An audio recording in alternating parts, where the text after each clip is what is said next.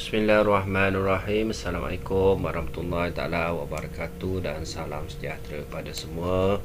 Sekali lagi bersama dengan saya Cikgu Abdullah di channel Matematik SSM tingkatan 5 So hari ini cikgu nak sambung soalan percubaan SPM 2021 untuk tajuk penakkulan matematik. So dekat sini cikgu ada 5 negeri yang cikgu nak bincang. Okey, so cikgu akan bincang satu persatu lah. Okey, so kita start dengan negeri Pahang dulu. Okey, tulis kontra positif bagi pernyataan berikut. So dekat sini dia ada perkataan kontra positif. So pelajar kena tahulah kontra positif. Okey, seterusnya nyatakan sama ada kontra positif tersebut benar atau palsu. Okey, so first kali kita kena tulis kontra positif. So kita diberi satu pernyataan dekat sini lah. Okey, sebelum tu cikgu recall balik cikgu recall balik apa yang pelajar patut tahulah. Okey, yang pertama sekali implikasi. So implikasi. So implikasi ni P mengakibatkan Q So jika P maka Q macam tu lah. Okey, P mengakibatkan Q. Okey, yang kedua pelajar kena tahu akas lah.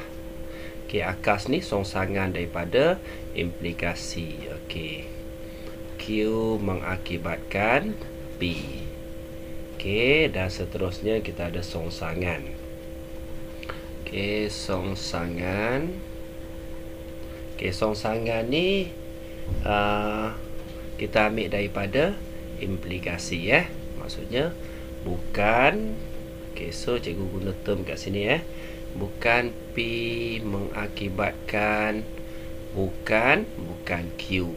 Okey, dan seterusnya yang untuk soalan kita ni kontra positif. So kontra positif. Okey, kontra positif ni kita ambil daripada akas maksudnya bukan Q mengakibatkan bukan P. So nota ni kena ada dalam kepala pelajar lah. Okey, untuk kita jawab soalan penakkulan matematik. Okey, so kita tengok dekat sini. Dia minta kita tulis kontra positif. Okey, bagi pernyataan berikut. So dekat sini kita ada satu pernyataan So pernyataan yang pertama ni, jika 64 ialah gandaan 4. So yang ni adalah P. So maka 64 ialah gandaan bagi 12. So ni adalah Q. Okey, so kita tengok formula yang kita ada dekat atas tu lah. So kontra positif ni kita menafikan kita ambil daripada menafikan Q menyebabkan P. So dekat sini 64 ialah gandaan 12. So kalau kita nafikan dia, okey, 64. So cikgu tulis dekat bawah ni je lah. Okey, 64 bukan gandaan bagi 12. Okey, maka 64 bukan gandaan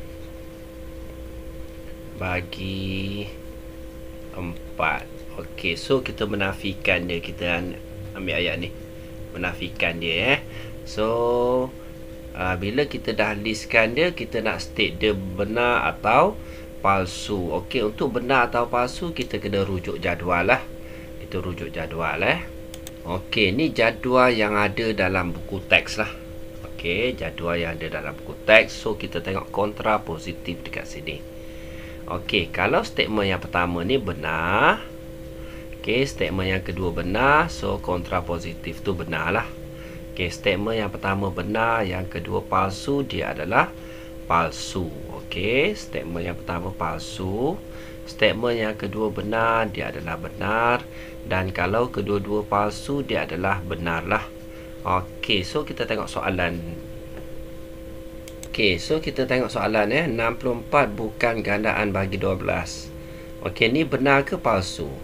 So kalau kita tengok sifir 12 takkan dapat 64 lah. Okey, ataupun pelajar boleh bahagi je lah 64 bahagi dengan 12. So kita akan ada 5, so 60, so ada baki 4. So 64 bukan gandaan bagi 12. Ni statement ni benar. So cikgu contoh kat sini boleh benar. Okey. Statement yang kedua, 64 bukan gandaan bagi 4. 64. So kalau 64 dibahagi dengan 4, so 2. So ada baki, so 26. So 64 bukan gandaan bagi 4. So yang ni adalah palsu. Palsu sebab 64 tu ialah gandaan bagi 4 lah. Okey, so yang depan benar, yang belakang dia palsu. So kita rujuk semula jadual. Okey, so yang tadi jadual tadi depan benar, belakang palsu. So kontrapositif dia adalah palsu. Okey, jadi jawapan dia palsu lah. Palsu So cikgu conteng lagi. Minta maaf penuh dekat sini. So penyataan dekat sini bila kita dah buat kontrapositif, so kita nyatakan dia palsu. So cikgu tulis kat sini palsu. Palsu. Okey, sepatutnya kita kena jawab di ruang jawapan di ruang jawapan lah yang disediakan. Okey, so settle untuk soalan A. Okey, soalan B. Okey, so kita pergi kepada soalan B. Lengkapkan premis 2 untuk membentuk hujah deduktif yang sah dan munasabah. Okey, so pelajar dah tahu Okey, so kalau hujah tu dia ada 3 bentuk lah. Okey, so dekat sini kita tengok jika dan maka dekat sini Kalau ada perkataan jika dan maka, so ni adalah bentuk yang kedua lah, bentuk yang kedua. Okey, so kita nak lengkapkan dia. Jika n sama dengan 1, maka y sama dengan x kuasa n tambah 4 ialah persamaan linear. Okey, kita tahu persamaan linear n dia 1 lah. Okey, dalam 2 pemboleh ubah. So dekat sini dia kata n tak sama dengan 1. So n ni tak sama dengan 1. So bila tak sama dengan 1, macam mana kita nak jawab? Pelajar. Okey, pelajar boleh pause dulu. Pelajar boleh cuba. Okey, so sekarang ni n tak sama dengan 1 lah. Jadi kita ambil balik statement ni. Dan ambil balik y sama dengan x kuasa n tambah 4. So kalau dia 1, dia adalah persamaan linear.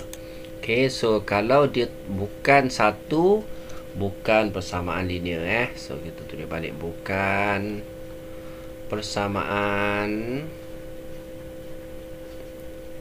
linear dalam 2 pemboleh ubah.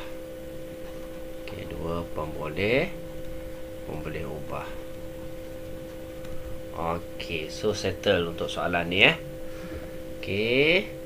Okey, so cikgu nak sambung juga sikit statement dekat sini hujah deduktif sah dan munasabah. Okey, ada sedikit nota untuk pelajar. Okey, so tadi kita bincang hujah deduktif hujah deduktif dia ada sah, sah, dia ada munasabah, tak munasabah, dan dia ada tidak sah. Apa dia hujah yang sah?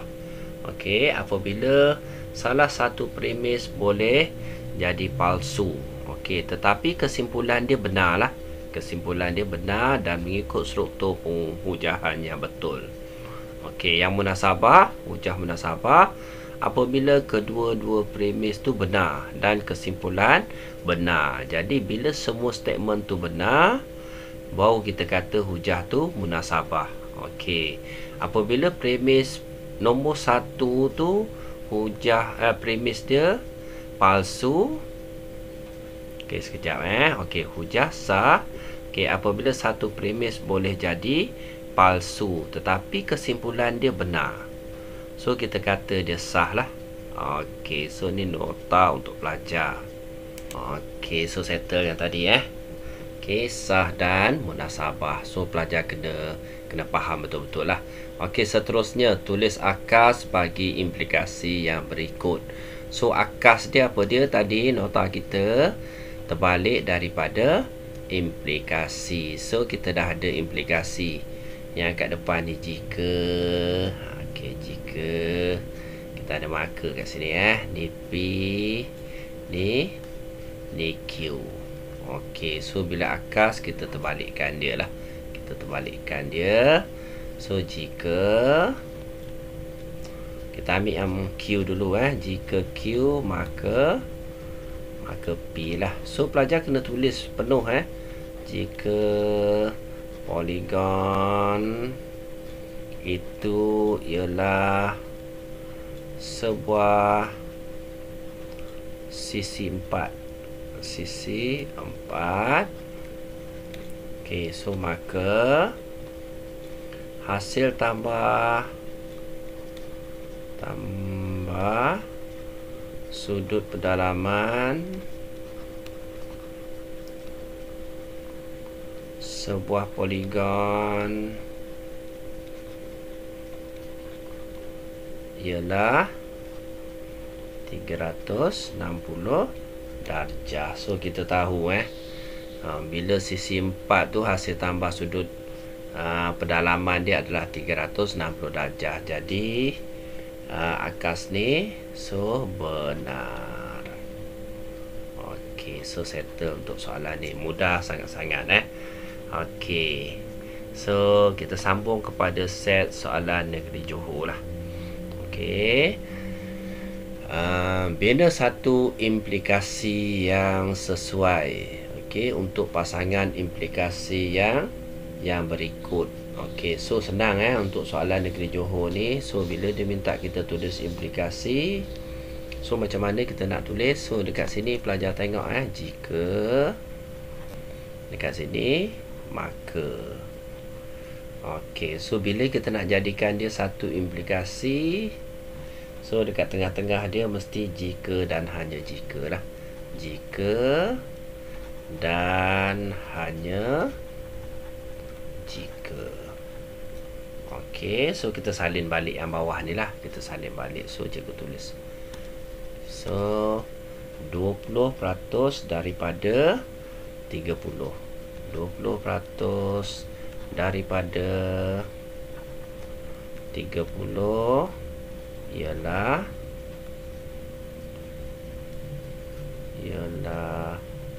6. Okey, jika dan hanya jika 0.2 darab 30 sama dengan 60. Okey, so settle dekat situ. Okey, so dah settle untuk soalan yang pertama. Okey, soalan yang kedua. Tulis premis 2 bagi hujah deduktif berikut. Okey, so kita tengok hujah dia dah ada 3 bentuk pelajar So bila ada perkataan semua dekat sini ni. Ni semua ni. Semua. So ni kita tahu dia bentuk satu lah, bentuk yang pertama lah. Okey, tu pelajar kena tahu. Okey, semua gandaan 3 ialah nombor ganjil. Okey, gandaan 3 nombor ganjil. So kita tahu 3, 6, 9, 12. So adakah dia semua nombor ganjil? Tidak So statement yang pertama ni kita tahu dia salah. Okey, so statement yang pertama ni salah ataupun palsu lah, senang cerita. Statement yang pertama ni palsu. Okey, so pelajar kena tahu. So bila dia palsu, dia tidak munasabah lah. Tidak munasabah. Nota kita tadi bila pernyataan yang pertama palsu, tidak munasabah. Okey, bila tidak munasabah, kita kena nyatakan sebab dia. Kita tengok pada soalan lah. Okey, semua gandaan 3 ialah nombor ganjil, 5 ialah nombor ganjil. So nombor ganjil dia keluar 2 kali So yang ni nombor ganjil. So yang ni nombor ganjil. So kita potong lah nombor ganjil. So kita ambil balik dekat atas dia. So 15 ialah gandaan 3 ni jawapan dia. 15 ialah gandaan 3. Okey, so yang statement yang keluar 2 kali, pelajar biasakan potonglah dan kita salin balik apa yang tinggal. Okey, seterusnya tentukan sama ada hujah deduktif adalah sah, tadi kita dah bincang, dan munasabah atau tidak. So dekat sini kita tahu statement yang pertama ni palsu. So dia kita tahu dah tidak munasabah. Tidak munasabah. So kita kena nyatakanlah sebab apa. Okey. So dekat sini dia tentukan sama ada hujah deduktif adalah sah dan munasabah. Okey, kita tengok balik nota tadi. Okey, so ni nota tadi sah. Okey, hujah tu sah. Okey, apabila salah satu premis palsu tetapi kesimpulan dia benar. So dia sah. So dekat sini dia sah lah. Sah dan tidak munasabah. Tidak munasabah. Okey, so tidak munasabah kena nyatakan sebab dia lah. Okey, mesti nyatakan sebab dia. So sebab dia kenapa tidak munasabah? So bukan semua nombor ganjil ialah bukan semua, kena nyatakan sebab lah. Okey. Bukan semua gandaan 3 ialah nombor ganjil. Okey, so settle untuk soalan daripada negeri Johor. Okey, so soalan yang menarik soalan yang menarik untuk KSSM lah. Untuk KSSM. Okey, so settle negeri Johor. Okey, seterusnya kita pergi kepada negeri Kedah. Okey, soalan negeri Kedah. Okey, cikgu kecilkan sikit supaya nampak semua. Okey, Rajah 8 menunjukkan corak yang dibina oleh sekumpulan murid dengan menggunakan beberapa batang mancis. So kita ada berapa batang mancis? 4 batang mancis. So kat sini ada 4 batang. So dekat sini ada berapa batang? 1, 2, 3, 4, 5, 6, 7 batang. So yang ni 3, 6, 7, 8, 9, 10 batang. Okey, cari bilangan batang mancis yang diperlukan untuk membina corak keempat dan corak kelima. Okey, seterusnya bina satu kesimpulan umum. Okey, dia nak satu kesimpulan umum. So first kali kita tengok corak yang pertama. Ni dia nak corak keempat kan. So corak pertama. Okey, corak pertama kita tahu dia 4. Okey, corak yang kedua kita tahu dia 7. So corak yang ketiga kita tahu dia 10. Okey, dekat sini kita boleh nampak pattern dia dekat sini. So cikgu buat warna lain lah. So kita tengok macam mana 4 jadi 7. So tambah 3. Betul pelajar 7 tambah 3. So jadi 10. So kita tahu pattern dia. Okey, so dekat sini kita ambil 3 lah. Okey, so sekarang ni macam mana 3 ni jadi 4. Okey, dia sebenarnya dia ada corak dia lah. Okey, so cikgu tambah yang nilai yang sama ni, cikgu gantikan dia, cikgu tambah satu unknown maksudnya 3 darab dengan n. So macam mana jadi 4? So tambah 1. Okey, so n ni 1 lah. 3 darab 1 3 tambah 1 4. So ni pattern yang pertama. So pattern yang kedua sama juga So 3n tambah 1 juga. Tapi n ni dia jadi 2 lah. 3 darab 2 6. So 6 tambah 1 7. So pattern dia kita dah nampak macam tu. Okey, so yang seterusnya 3n tambah 1 juga. So dekat sini ni n dia 1 lah. Ni n dia 2. So ni n dia 3. Betul 3 3 9 tambah 1 10. So corak pattern yang keempat. So kita tahu pattern yang keempat mesti tambah 3 jugalah, jadi 13. Betul So 13 maksudnya 3n tambah 1. So n sama dengan 4. So 3 4 12 tambah 1 13. So corak yang keempat ni ada 13 lidi. So corak yang kelima tambah 3 juga 16. So 3n tambah 1. So n sama dengan 5. So soalan dia cari bilangan mancis untuk corak yang keempat. So corak yang keempat kita dapat jawapan dia. So corak 4.